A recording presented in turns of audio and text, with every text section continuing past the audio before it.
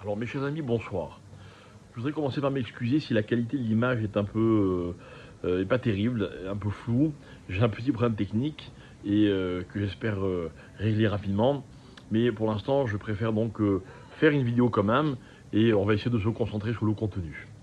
Ce soir, nous sommes jeudi soir et nous suivons tous les informations qui nous annoncent que demain, une partie des otages doit être libérée dans le, dans le, dans une fameuse Iskat Chatoufim, comme on dit en hébreu, donc un espèce de marchandage qu'il y a eu entre Israël et nos ennemis pour savoir si contre une trêve on pouvait récupérer des otages. Alors on est tous mitigés, partagés, on a tous des sentiments contradictoires, on est tous inondés d'informations, mais en fait on ne sait que ce que l'on veut bien que l'on sache, et on ne sait pas si finalement il fallait aller jusqu'au bout de la guerre.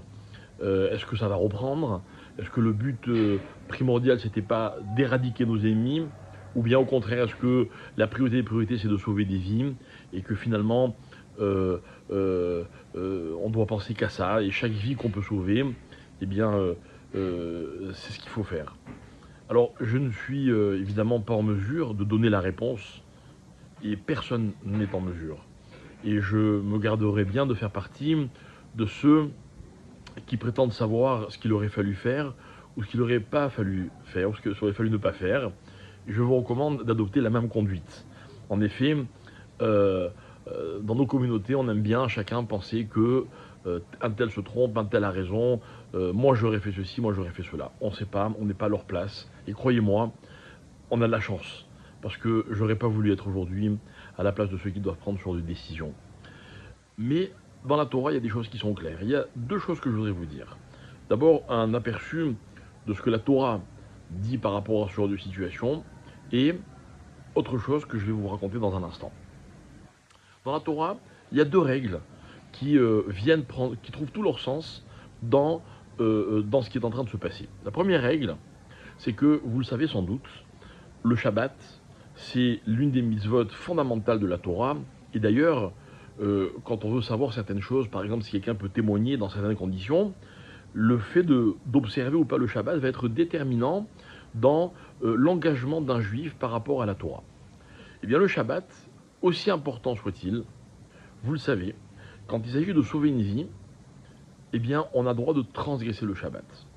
Mais attention, ce que je viens de dire n'est pas précis. Ce n'est pas qu'on a le droit de transgresser le Shabbat, c'est que face à une vie, il n'y a plus de Shabbat. En fait, si vous voulez, on va le dire avec d'autres mots, face à la vie, la Torah se retire. La Torah donne sa place quand il s'agit de sauver une vie.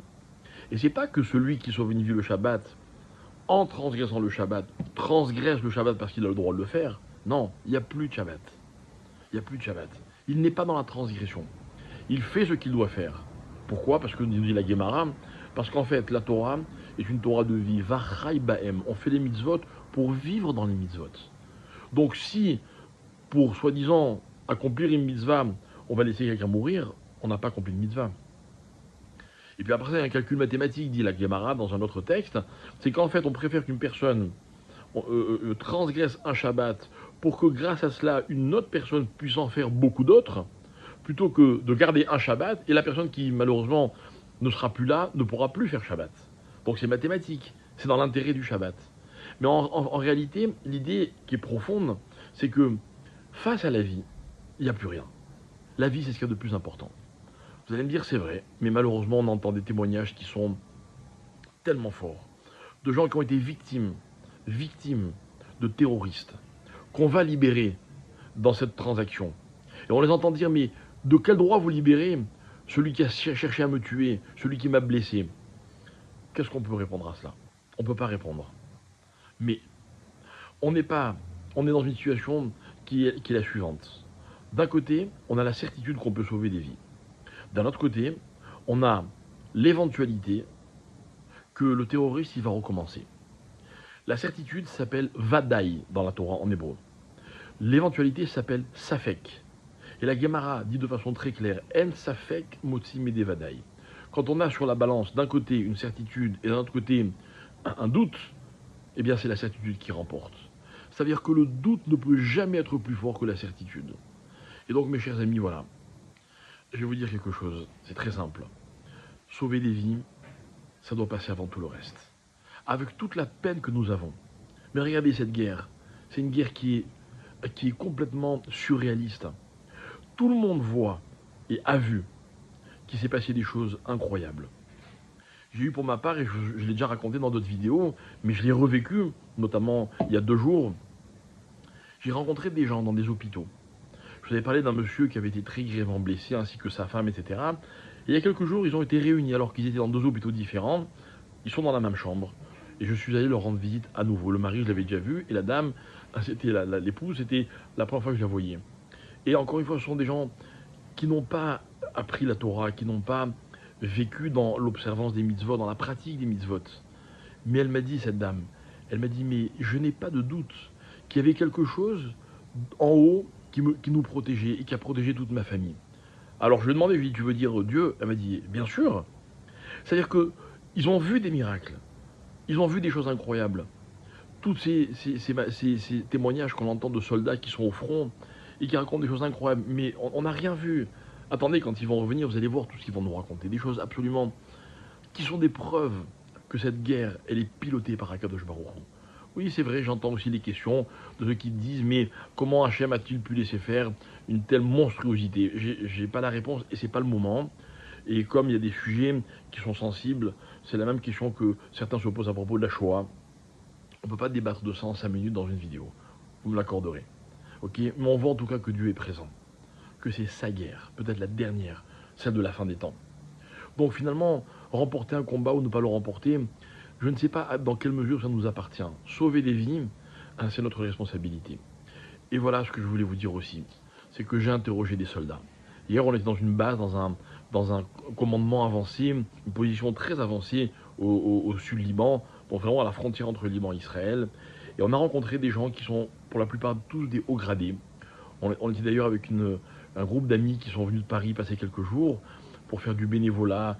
Ils ont aidé dans l'agriculture, ils ont aidé en faisant des emballages pour l'armée. Ils sont allés visiter des bases. On les a amenés visiter notamment l'endroit où il y a eu un massacre qui s'appelle Kfar Aza. On a fait des barbecues avec eux pour des Khayalim. On a vécu, on les a rencontrés. Et je leur ai posé une question aux soldats, à plusieurs. Je leur ai dit, ça vous fait quoi ça? Que on va arrêter le combat alors que vous êtes en plein dans le feu de l'action. Et ils m'ont dit quelque chose d'extraordinaire, ils m'ont dit, on ne veut pas rentrer là-dedans. Nous, on est là pour obéir aux ordres. Et j'ai trouvé qu'en fait, c'était plus que le fonctionnement de l'armée, c'était une philosophie.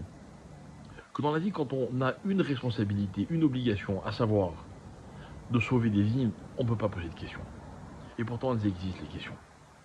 Et je voudrais que vous soyez conscient que je partage une frustration avec peut-être beaucoup d'entre vous, mais je sais que c'est la bonne décision. Pourquoi c'est la bonne décision? Parce que on entend beaucoup les gens dire mais le combat face au Hamas, c'est un combat qui est très particulier. Le Hamas sont des gens religieux qui se battent au nom de Dieu, soi-disant. Alors moi je leur réponds que je n'ai pas de leçon à recevoir en ce qui concerne la religion. Mais moi, ma religion, hein, c'est pas de détruire, mais c'est de construire. C'est pas de tuer, mais c'est de faire vivre. Et aujourd'hui, je suis fier que mon pays, mon peuple, l'armée de ce peuple, prenne la décision de tout arrêter, de prendre des risques incroyables pour sauver quelques vies. J'espère qu'on en sauvera le maximum, j'espère qu'on les sauvera tous. Mais en aucun cas, quoi qu'il arrive, pour nous ce sera un échec. En aucun cas on n'aura été vaincu par nos ennemis parce qu'on s'est arrêté dans une guerre qu'on est en train de gagner pour sauver des vies. Et rappelez-vous cette phrase que tout le monde dit, qu'on entend sans arrêt. Am Israël Chai. Ça veut dire quoi? Ça ne veut pas juste dire que le peuple juif est vivant. C'est-à-dire que le peuple juif, c'est la vie. Que ce qui nous définit, nous, par rapport aux autres peuples, c'est que pour nous, ce qui compte d'abord et avant tout, c'est la vie. Alors on est prêt, pour sauver des vies, à refouler des questions, à refouler nos frustrations, à essayer de trouver toutes sortes de moyens juste pour aller récupérer quelques enfants. Vous imaginez ces enfants, leurs mamans, des personnes âgées qui vivent dans des tunnels, dans des grottes, dans des souterrains, dans des conditions inhumaines. Eh bien, on va les ramener chez eux. ça vaut tout. Et je suis sûr que si on laissait parler les soldats avec leur cœur, ils nous diraient que tout ce qu'ils ont fait jusqu'à aujourd'hui, tous ceux qui ont sacrifié malheureusement ce qu'il y a de plus précieux au monde, la vie, ils vous diront que si c'était pour sauver des gens, eh bien, c'était le but de ce combat. Alors ne soyons pas tristes, soyons fiers, soyons heureux de ce que nous sommes. Parce que je vais vous dire, une guerre on la perd quand notre ennemi, il nous change. Et quand à cause de lui, on n'est plus ceux que nous étions. Mais nous, on reste ce qu'on a toujours été, un peuple qui aime la vie. Un peuple qui est prêt à tout pour sauver ses enfants, pour sauver ses soldats, pour sauver ses femmes, pour sauver ses vieillards. Encore une fois, nous le démontrons. C'est pas pour le montrer aux autres, c'est pour nous rappeler qui nous sommes et pour nous rappeler quelles sont nos véritables convictions. Am Israël Chai.